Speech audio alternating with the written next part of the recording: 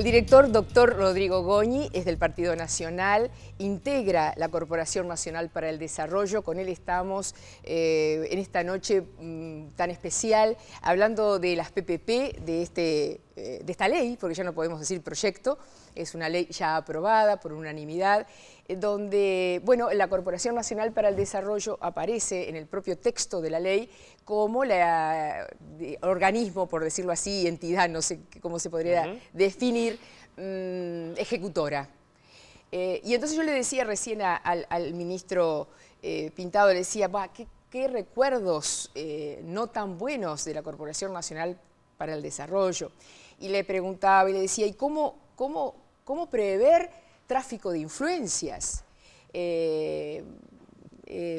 Favoritismos, todo ese tipo de cosas, más allá de algunas cosas jurídicas y de algunas demandas del sector privado que ya están reclamando, como por ejemplo que el derecho público uruguayo no tenga tanta influencia en dirimir los casos donde hubiera algún tipo de diferencia entre el Estado, contratante por un lado, y el privado, contratante por el otro, socios en definitiva, en una determinada área, en un determinado proyecto, bueno, están pidiendo arbitrajes mercantiles del derecho internacional, ni siquiera el derecho público mercantil uruguayo. Y como usted es abogado, le presenté así el tema. La historia nos regala una tarea muy compleja, pero muy apasionante, porque esta herramienta nueva, que es totalmente nueva en Uruguay, en el mundo, en el resto del mundo existe desde hace mucho tiempo.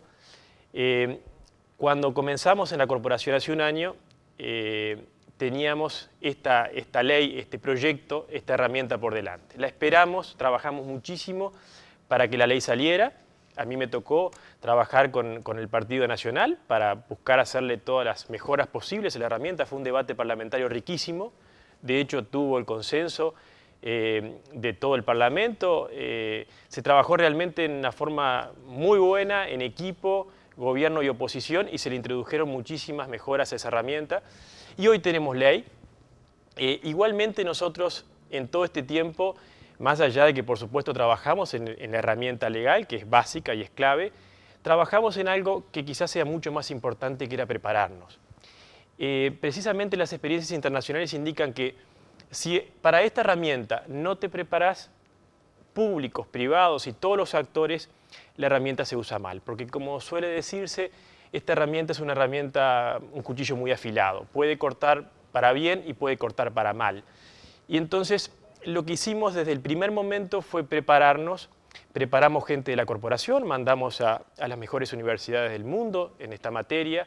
Nosotros mismos, todos los gerentes, los directores, tratamos de recorrer para aprender las lecciones, para ver cuáles fueron las experiencias malas y cuáles son las experiencias buenas. Porque si esta herramienta no se usa con un cambio de mentalidad, con un paradigma distinto, no se va a lograr todo lo que se puede lograr. La herramienta de la participación pública y privada introduce un modelo de colaboración. Antes teníamos los uruguayos esa dicotomía o esos polos, lo público y lo privado, lo público y lo privado. Y si los que queremos lo público, solo lo público, y lo que querían los privados, solo lo privado.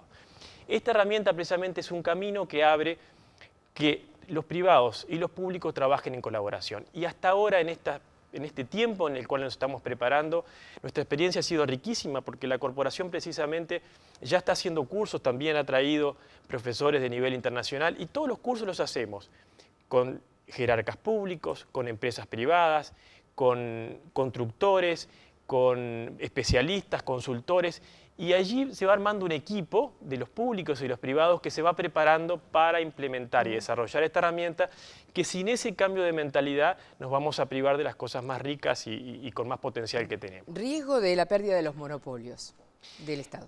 No lo hay, la ley lo establece. Aquí lo que la ley abre es un camino para una cantidad de cosas que hoy no se pueden hacer, porque el ministro hablaba de la ruta 21-24. ¿Por qué no se hace? O la cárcel, que es la que vamos a hacer el llamado este año. ¿Por qué no se hacen? Porque el Estado hoy por sí solo no puede hacerlo. No podemos negarlo, tenemos que reconocer que el Estado ya por sí mismo hay muchísimas cosas que no se pueden hacer. Si a eso le agregamos de que la necesidad de infraestructura, tanto a nivel de carreteras o logística en general, como a nivel social, las cárceles, los centros educativos, algún hospital que tenemos en carpeta, o se hacen bajo esta modalidad o no lo tenemos. Entonces, acá la interrogante o la cuestión es, o los tenemos bajo este sistema o el Uruguay no los tiene. Y que el Uruguay no los tenga, la ciudadanía no los tenga, son demoras que implican sufrimiento siempre, económico y social.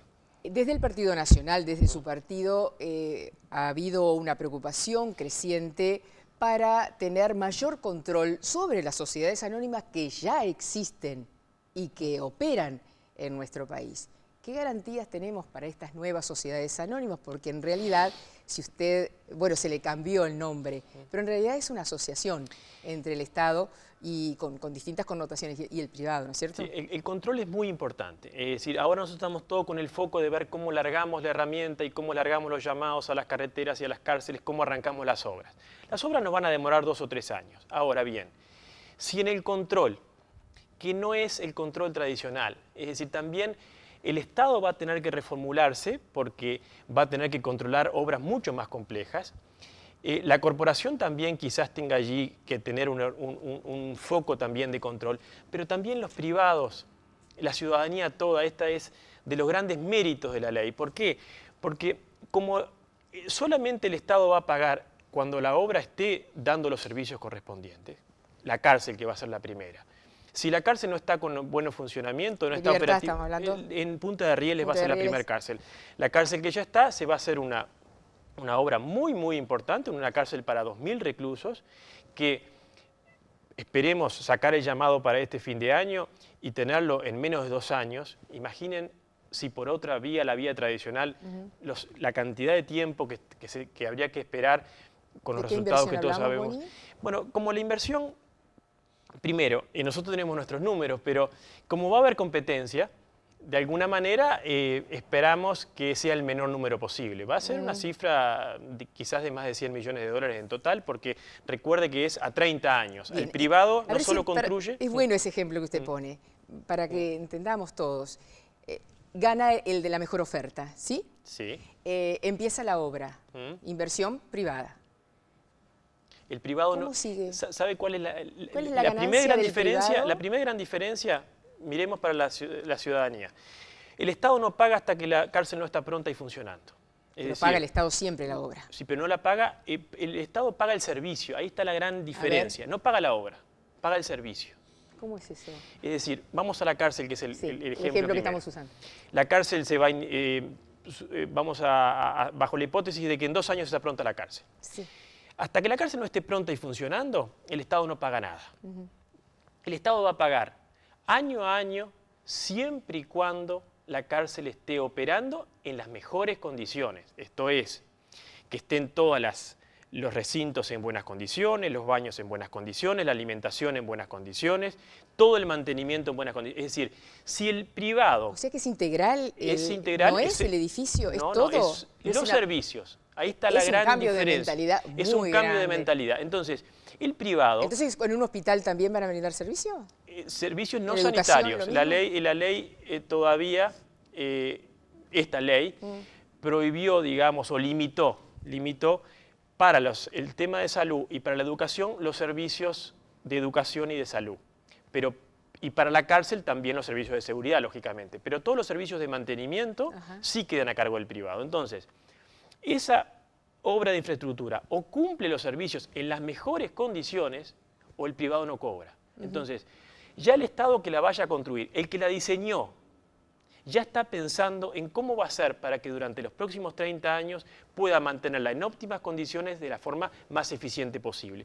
Es un cambio de mentalidad en el privado porque sabe que si el año 14, por algún defecto de construcción o por alguna razón de diseño no está en las mejores condiciones, no cobra. Entonces, tampoco nadie le va a prestar dinero porque todo eso se va a chequear previa. Entonces, es un cambio de mentalidad para el privado ya no va a ser... Ahí está, pero el arbitraje, supóngase que el privado considera, para seguir con el mismo ejemplo, que en el 2014, si bien se rompieron algunas estructuras, cumplió con lo pactado. Hay un problema entre el Estado y el privado. Arbitraje, ¿quién es? Bueno, ¿quién arbitra? ¿Quién decide? Bueno, ¿a qué tribunales se va? Primero, hay un organismo de control previamente a llegar a ese arbitraje, digamos. Acá, como hay un modelo de colaboración, al Estado no le importa ir al arbitraje. Al Estado lo que le importa es que la infraestructura esté dando los servicios correspondientes. Al privado le importa cobrar. No hay ningún privado que quiera ir a un arbitraje que pueda cobrar dentro de 10 años. Entonces, todo lleva, y por eso el gran cambio de mentalidad y la gran preparación que tenemos que hacer en este tiempo es, para privados y para públicos, la mentalidad es absolutamente distinta.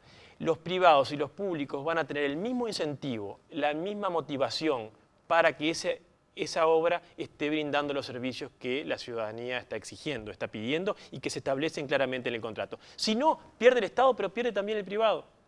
El arbitraje, yo le diría que se va a dar en algún caso muy excepcional, pero tiene que ser tan fuerte, tan grave esas diferencias, porque el privado tampoco le sirve un arbitraje. A nadie le sirve un arbitraje. Pierden todos, dice usted. Pierden todo. Acá lo que le sirve es que la obra esté funcionando, que esté dando los servicios, el Estado consigue los servicios que quiere para los ciudadanos y el privado cobra por esos servicios. Mirado así, ¿sabe? Es un cambio de mentalidad importante, pero hay gente que piensa distinto. Y vamos a ver por qué piensan distinto y por qué hay dudas todavía y por qué se está negociando que en la reglamentación de la ley haya algunos cambios. Mi convicción es que esta es una herramienta formidable, no solo para construir obras de infraestructura, es una herramienta formidable para un cambio de mentalidad y una transformación cultural en Uruguay que estoy seguro en unos pocos años vamos a agradecer todos este proceso que estamos haciendo. Le agradezco, doctor Goñi, por lo menos yo, de mi parte, que haya estado aquí esta noche. Un gusto. Nos vemos. Amigos, en instantes volvemos.